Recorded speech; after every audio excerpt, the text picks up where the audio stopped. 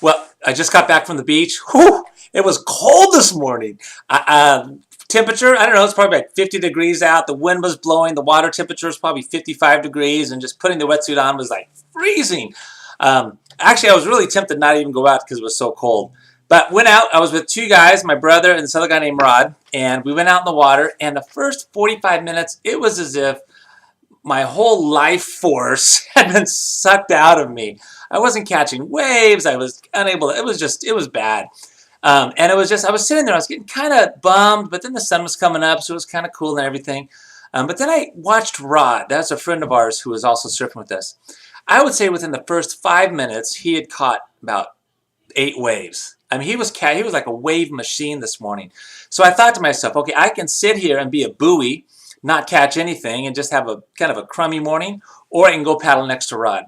So I paddled next to Rod, and I just started imitating what Rod was doing. He was catching every wave because he wasn't waiting. He wasn't just sitting there in the water waiting for a set to come in. But even when a small wave came in, he would take off on it. And so I said, okay, I'm going to imitate Rod, and I'm going to see what happens. So I started paddling for every wave. And next thing I know, I was catching waves. Next thing, this was fun. I went from nothing to something to a lot. And it was all because I wanted to model myself after the guy who was really doing it. It so reminds me of our faith. You know, we need people who will inspire us, who will encourage us. And the main person who will do that really is Jesus. And we're called to imitate the way that he lived. He lived a life of prayer and compassion and humility. And when we practice that, we're going to find the abundant life that God wants for us.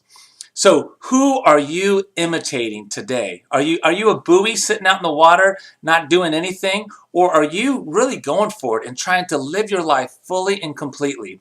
What I love about Christmas is that it reminds me that God loved us so much that he sent us the one to imitate.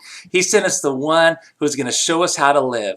So my hope is that you will have an incredible Christmas, but even beyond that, in this next year, that you will live a life full and abundant, and not just sit around waiting for a wave, but catching everything that God gives you.